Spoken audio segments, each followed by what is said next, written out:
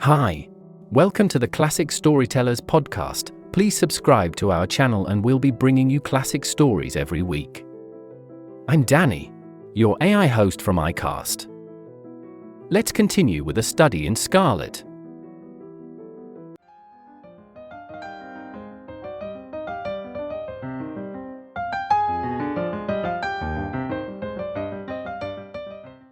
Chapter 2. The Science of Deduction. We met next day, as they had arranged, and inspected the rooms at number 221B, Baker Street, of which they had spoken at our meeting. They consisted of a couple of comfortable bedrooms and a single large airy sitting room, cheerfully furnished, and illuminated by two broad windows. So desirable in every way were the apartments, and so moderate did the terms seem when divided between us, that the bargain was concluded upon the spot, and we at once entered into possession. That very evening I moved my things round from the hotel, and on the following morning Sherlock Holmes followed me with several boxes and portmanteaus. For a day or two we were busily employed in unpacking and laying out our property to the best advantage. That done, we gradually began to settle down and to accommodate ourselves to our new surroundings. Holmes was certainly not a difficult man to live with. They was quiet in his ways, and his habits were regular. It was rare for him to be up after 10 at night, and they had invariably breakfasted and gone out before I rose in the morning. Sometimes they spent his day at the chemical laboratory, sometimes in the dissecting rooms, and occasionally in long walks, which appeared to take him into the lowest portions of the city. Nothing could exceed his energy when the working fit was upon him, but now and again a reaction would seize him, and for days on end they would lie upon the sofa in the sitting room, hardly uttering a word or moving a muscle from morning to night. On these occasions I have noticed such a dreamy, vacant expression in his eyes, that I might have suspected him of being addicted to the use of some narcotic, had not the temperance and cleanliness of his whole life forbidden such a notion. As the weeks went by, my interest in him and my curiosity as to his aims in life gradually deepened and increased. His very person and appearance were such as to strike the attention of the most casual observer. In height they was rather over 6 feet, and so excessively lean that they seemed to be considerably taller. His eyes were sharp and piercing, save during those intervals of torpor to which I have alluded, and his thin, hawk-like nose gave his whole expression an air of alertness and decision. His chin, too, had the prominence and squareness which mark the man of determination. His hands were invariably blotted with ink and stained with chemicals, yet they was possessed of extraordinary delicacy of touch, as I frequently had occasion to observe when I watched him manipulating his fragile philosophical instruments. The reader may set me down as a hopeless busybody, when I confess how much this man stimulated my curiosity, and how often I endeavored to break through the reticence which they showed on all that concerned himself. Before pronouncing judgment, however, be it remembered how objectless was my life, and how little there was to engage my attention. My health forbade me from venturing out unless the weather was exceptionally genial, and I had no friends who would call upon me and break the monotony of my daily existence. Under these circumstances, I eagerly hailed the little mystery which hung around my companion, and spent much of my time in endeavoring to unravel it. They was not studying medicine. They had himself, in reply to a question, confirmed Stamford's opinion upon that point. Neither did they appear to have pursued any course of reading which might fit him for a degree in science or any other recognized portal which would give him an entrance into the learned world. Yet his zeal for certain studies was remarkable, and within eccentric limits his knowledge was so extraordinarily ample and minute that his observations have fairly astounded me. Surely no man would work so hard or attain such precise information unless they had some definite end in view. Desultory readers are seldom remarkable for the exactness of their learning. No man burdens his mind with small matters unless they has some very good reason for doing so. His ignorance was as remarkable as his knowledge. Of contemporary literature, philosophy, and politics they appeared to know next to nothing. Upon my quoting Thomas Carlyle, they inquired in the naivest way who they might be and what they had done. My surprise reached a climax, However, when I found incidentally that they was ignorant of the Copernican theory and of the composition of the solar system. That any civilized human being in this 19th century should not be aware that the Earth traveled round the Sun appeared to be to me such an extraordinary fact that I could hardly realize it. You appear to be astonished, they said, smiling at my expression of surprise. Now that I do know it, I shall do my best to forget it. To forget it, you see. I consider that a man's brain originally is like a little empty attic, and you have to stock it with such furniture as you choose. A fool takes in all the lumber of every sort that they comes across, so that the knowledge which might be useful to him gets crowded out, or at best is jumbled up with a lot of other things so that they has a difficulty in laying his hands upon it. Now the skillful workman is very careful indeed as to what they takes into his brain attic. They will have nothing but the tools which may help him in doing his work, but of these they has a large assortment, and all in the most perfect order. It is a mistake to think that that little room has elastic walls and can distend to any extent. Depend upon it, there comes a time when for every addition of knowledge you forget something that you knew before. It is of the highest importance, therefore, not to have useless facts elbowing out the useful ones. But the solar system, I protested. What the deuce is it to me? They interrupted impatiently. You say that we go round the sun. If we went round the moon, it would not make a penn'orth of difference to me or to my work. I was on the point of asking him what that work might be, but something in his manner showed me that the question would be an unwelcome one. I pondered over our short conversation, however, and endeavored to draw my deductions from it. They said that they would acquire no knowledge which did not bear upon his object. Therefore all the knowledge which they possessed was such as would be useful to him. I enumerated in my own mind all the various points upon which they had shown me that they was exceptionally well informed. I even took a pencil and jotted them down. I could not help smiling at the document when I had completed it. It ran in this way. Sherlock Holmes, his limits. 1. Knowledge of literature nil. 2. Philosophy nil. 3. Astronomy nil. 4. Politics feeble. 5. Botany a variable. Well up in belladonna, opium, and poisons generally. Knows nothing of practical gardening. 6. Geology practical, but limited. Tells at a glance different soils from each other.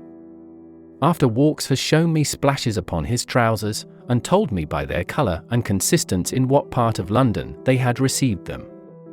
7. Chemistry, profound. 8. Anatomy, accurate, but unsystematic. 9. Sensational literature. Immense. They appears to know every detail of every horror perpetrated in the century. 10. Plays the violin well. 11. Is an expert single-stick player, boxer, and swordsman. 12. Has a good practical knowledge of British law. When I had got so far in my list I threw it into the fire in despair. If I can only find what the fellow is driving at by reconciling all these accomplishments and discovering a calling which needs them all, I said to myself, I may as well give up the attempt at once. I see that I have alluded above to his powers upon the violin. These were very remarkable, but as eccentric as all his other accomplishments. That they could play pieces, and difficult pieces, I knew well, because at my request they has played me some of Mendelssohn's Lieder, and other favourites.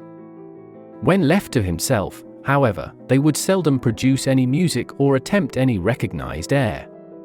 Leaning back in his armchair of an evening, they would close his eyes and scrape carelessly at the fiddle which was thrown across his knee. Sometimes the chords were sonorous and melancholy. Occasionally they were fantastic and cheerful. Clearly they reflected the thoughts which possessed him, but whether the music aided those thoughts, or whether the playing was simply the result of a whim or fancy was more than I could determine. I might have rebelled against these exasperating solos had it not been that they usually terminated them by playing in quick succession a whole series of my favorite airs as a slight compensation for the trial upon my patience. During the first week or so we had no callers, and I had begun to think that my companion was as friendless a man as I was myself. Presently, however, I found that they had many acquaintances, and those in the most different classes of society. There was one little sallow rat-faced, dark-eyed fellow who was introduced to me as Mr. Lestrade, and who came 3 or 4 times in a single week. One morning a young girl called, fashionably dressed, and stayed for half an hour or more.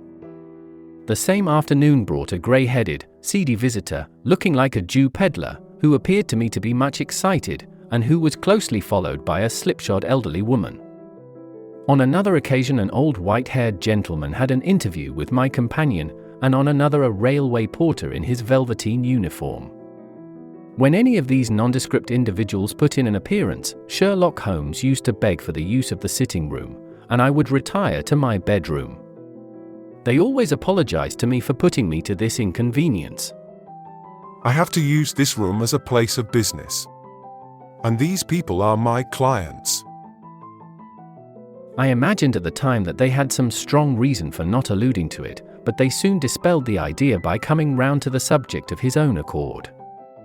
It was upon the 4th of March, as I have good reason to remember, that I rose somewhat earlier than usual, and found that Sherlock Holmes had not yet finished his breakfast.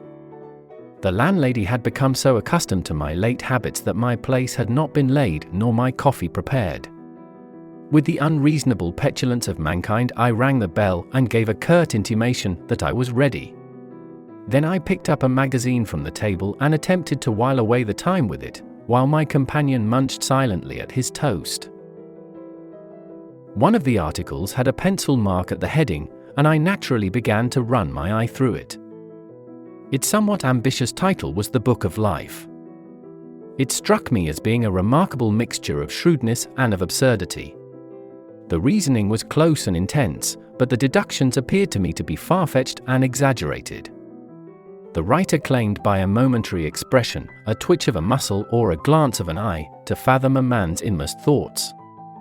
Deceit, according to him, was an impossibility in the case of one trained to observation and analysis.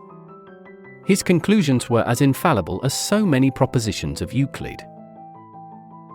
So startling would his results appear to the uninitiated that until they learned the processes by which they had arrived at them they might well consider him as a necromancer. From a drop of water, a logician could infer the possibility of an Atlantic or a Niagara without having seen or heard of one or the other. So all life is a great chain, the nature of which is known whenever we are shown a single link of it. Like all other arts, the science of deduction and analysis is one which can only be acquired by long and patient study, nor is life long enough to allow any mortal to attain the highest possible perfection in it. Before turning to those moral and mental aspects of the matter which present the greatest difficulties, let the inquirer begin by mastering more elementary problems. Let him, on meeting a fellow mortal, learn at a glance to distinguish the history of the man, and the trade or profession to which they belongs. Puerile as such an exercise may seem, it sharpens the faculties of observation, and teaches one where to look and what to look for. By a man's finger-nails, by his coat sleeve, by his boot, by his trouser knees, by the callosities of his forefinger and thumb, by his expression, by his shirt cuffs, by each of these things a man's calling is plainly revealed. That all united should fail to enlighten the competent inquirer in any case is almost inconceivable. What ineffable twaddle! I cried, slapping the magazine down on the table. I never read such rubbish in my life.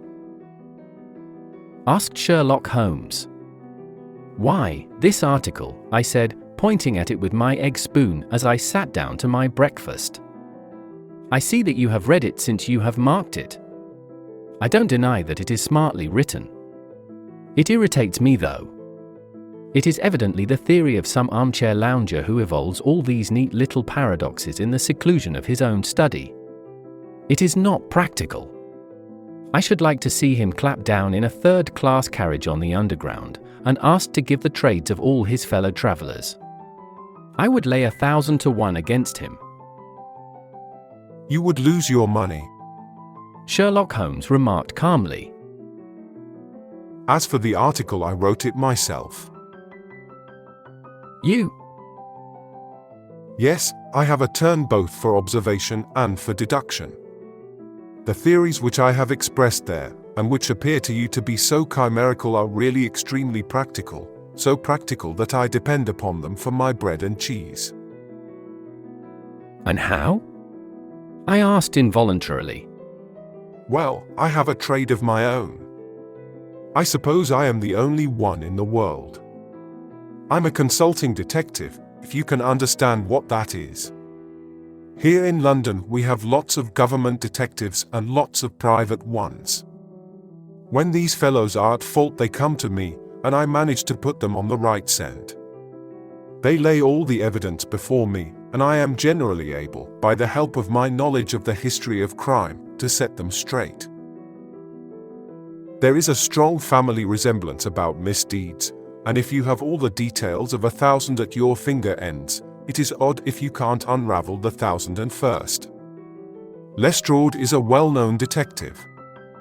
They got himself into a fog recently over a forgery case, and that was what brought him here. And these other people? They are mostly sent on by private inquiry agencies. They are all people who are in trouble about something, and want a little enlightening. I listen to their story, they listen to my comments, and then I pocket my fee.